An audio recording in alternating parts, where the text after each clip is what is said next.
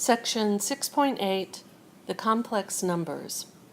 The complex or imaginary number I. So we just agree that we're going to call the square root of -1, we're going to say it exists, and we're going to call it I, lowercase I. So I equals the square root of -1, and if you square I, if you have I squared, you get -1. I squared equals -1. So these numbers are called complex or imaginary, and an imaginary number is a number that can be written B, can be named BI, where B is some real number and B can't be 0. So we need to express numbers in terms of I. So if we have the square root of -5, we think about factoring -5 as -1 times 5. Break that down. Square root of -1, square root of 5. So the square root of -1 we have agreed to call I. And I's are kind of an exception. I usually like to put anything that comes out of the radical before the radical so there's no confusion. But with I's, you always put them at the end, because remember, our form for our imaginary number is B times I. So that's one example of expressing a number in terms of I. Let's do this one. Square root of -25 we can think of as the square root of -1 times the square root of 25. The square root of -1 is I, it goes at the end, and the square root of 25 is 5. So that is 5I. Now this problem's interesting. We have a negative out front, so leave it there. And then we have the square root of -1 times the square root of 49. So we have a negative. Square root of -1 is an I. We put that at the end. Square root of 49 is 7. So -7I. Square root of -32. Think of it as the square root of -1 times the square root of 32. What about that square root of 32? You know there's an I at the end now. What about that square root of 32? Can we factor that into 16 times 2? What is the square root of 16? 4. You cannot take the square root of 2. It's still under the radical. And there's an I at the end. 4 radical 2I. That's all we're going to say about 6.8 imaginary or complex numbers.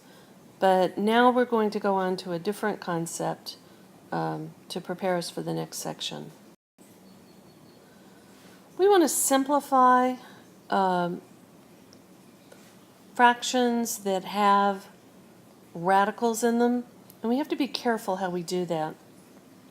So let's look at this first problem. We have 9 minus the square root of 18. We know how to do that. We know how to simplify the square root of 18. It's 9 times 2, and the square root of 9 is 3.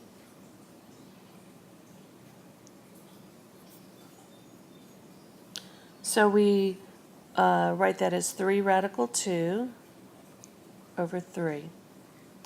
Now, be very careful. You might be tempted. There's lots of 3's in here. You might be tempted to do some sort of cancellation. But remember, we cancel factors, not terms. And notice that in the numerator, the 9 is a term and the 3 square root of 2 is a term.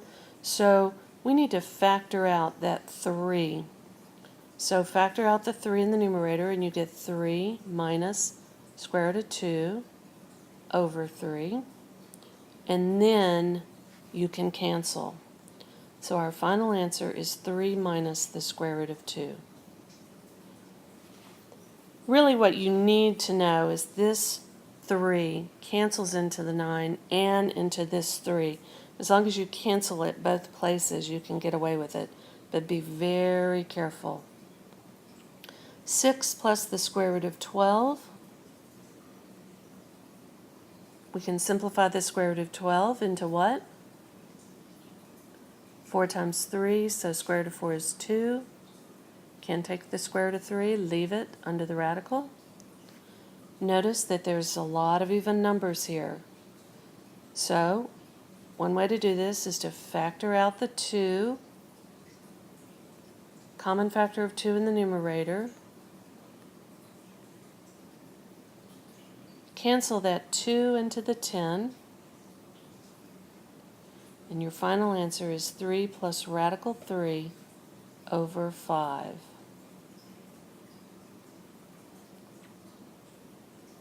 (14) minus the square root of 98. First we need to simplify that square root of 98. That's 49 times 2. Square root of 49 is 7. You can't take the square root of 2. I see a common factor of 7 in the numerator. Factor it out. You get 2 minus radical 2. Now we can cancel the 7 into the 14. It will go 2 times, and we have 2 minus radical 2 over 2. Stop. Leave it alone. The only thing you could possibly do to it, if you want to, is you could write it as 2 over 2 minus radical 2 over 2. And you could write that as 1 minus radical 2 over 2. But you don't really need to do that. I think this answer is where you want to stop. But I'm just saying if you're going to try to cancel, you need to break it up into the 2 separate fractions. That leaves you with these 3 problems to simplify for homework. Why don't you stop the recording, take a moment to work on these, and then turn it back on and we'll see if we agree.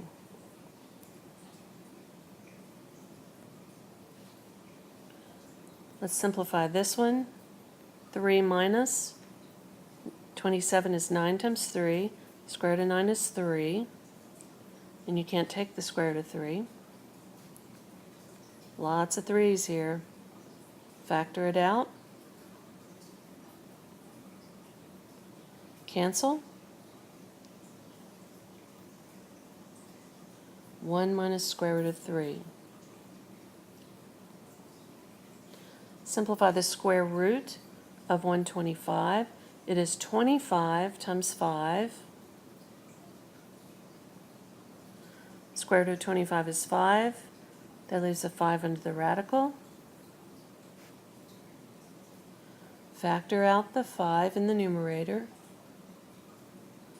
You have 3 plus radical 5. Cancel the 5's. 3 plus radical 5. 6 minus the square root of 24. The square root of 24. 24 is 4 times 6. The square root of 4 is 2.